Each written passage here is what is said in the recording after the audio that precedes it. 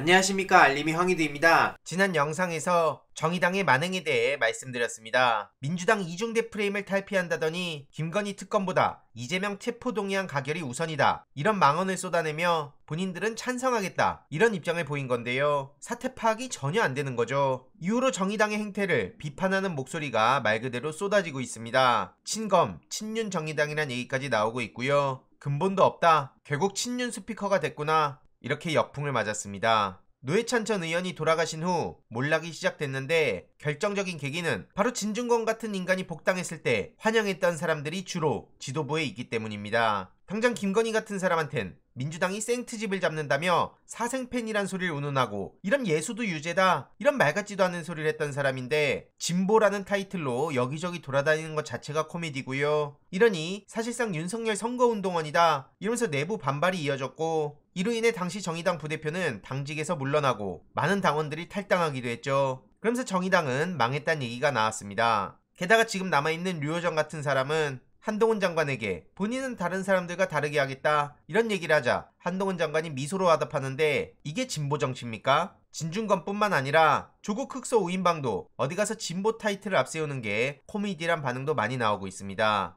당장 조국 전 장관을 향해서 어마어마하게 돌을 던지고, 최근 이재명 대표를 향해서도 김경률 같은 사람은 계속해서 맹 비난만 퍼붓고 있는 게 현실입니다. 참고로 최근 최민희 전 의원은 김경률 씨를 향해 윤미향 의원에게 사과해라, 반성이란 단어가 있는데 이 단어는 본인을 위한 거다, 이렇게 비판했고요. 최근 김두관 의원은 윤미향 의원에게 장문의 사과글을 남겼습니다. 쉽게 말해 윤미향 의원을 지지한 바 있었지만 언론의 어마어마한 비난, 이게 두려워서 어느 순간 입을 닫게 됐는데 끝까지 지키지 못해 미안하다, 검찰과 언론의 만행은 범죄나 마찬가지다, 그리고 이건 단죄해야 된다, 윤미향 의원은 사실상 무죄다, 일부 벌금형 받은 것 또한 개인이 착복했다고 보지 않는다는 거고요. 저 검찰과 언론이 단죄받지 않으니 지금 이재명 대표를 향해서도 어마어마한 짓들을 저지르고 있는데 끝까지 힘을 합치겠다, 다시 한번 윤미향 의원에게 사과드린다, 이렇게 사과를 한 겁니다. 물론 조국 흑서를 비롯한 저런 부류의 인간들이 사과를 할 리도 없지만 여기저기 진보라는 타이틀로 돌아다니고 있어서 황당하단 반응이 많다는 건 계속 주의에 알릴 필요가 있고요. 또 황당한 사람이 있죠. 시대전환 조정원 의원은 김건희 특검하자는 건 이재명 뉴스를 줄이게 하려는 거다, 이런 해괴한 논리를 들고 나왔습니다. 그리고 개딸이란 말을 안 쓴 지가 언젠데 아직까지도 개딸거리고 있습니까?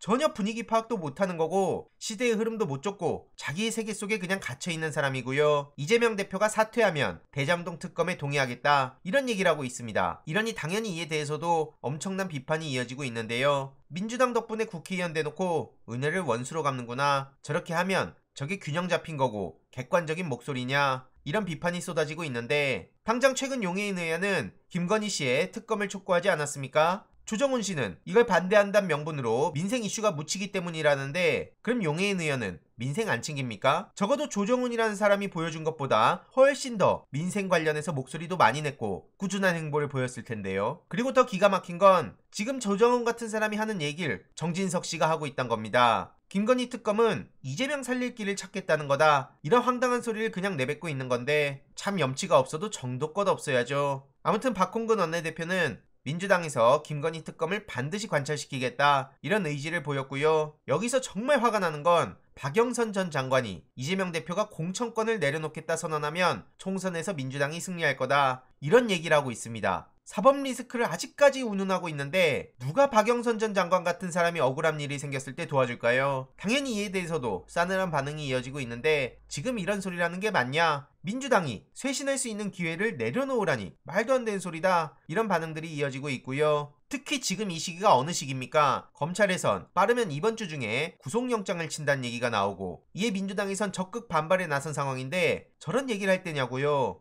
아무리 이재명 대표가 싫다고 하더라도, 혹은 본인들이 더 주목을 받고 싶다고 하더라도 상황을 봐가면서 해야 될 거 아닙니까? 아무튼 민주당에선 대부분 김건희 씨에 대한 문제에 목소리를 높이며 적극 대응에 나서고 있는 상황이고요. 검찰과 언론의 만행 절대 끌려다녀서도 안 됩니다. 그리고 지금 국민의힘 내부를 보면 막장도 이런 막장이 없는데 이 모든 이슈들을 왜 이재명 대표 악마화하는데 소비시켜주냐, 이겁니다. 지금 김기현 씨도 탄핵 얘기를 꺼냈다가 해명하느라고 진땀을 빼고 있고, 윤석열당 얘기가 나와서 내부 분열도 굉장히 커진 상황인데 이런 와중에 대통령은 대한민국 1호 영업사원이라며 명함이나 공개하고 있습니다. 그런데 반도체 부진부터 수출 하락, 무역 적자, 한국 경제가 악순환에 빠졌다고 하는데 지금 이따위 명함이 눈에 들어옵니까? 만족스럽습니까? 오죽하면 보수적인 언론, 사설로도 한국 경제가 총체적 위기에 빠졌다 이런 얘기를 하고 있는데 전혀 정신 차릴 생각도 없어 보이죠. 이런 이 부정평가가 60%대에 진입했다는 얘기가 나오고 있는데 리얼미터 결과라는 게 주목할 포인트입니다. 하지만 이에 대해서도 60%는 뭔 60%냐? 80% 정도 될 거다. 이런 반응들이 이어지고 있는데요. 추가적인 소식 계속 전해드리도록 하겠습니다. 이번 내용도 유익했다면 구독, 좋아요, 알림 설정,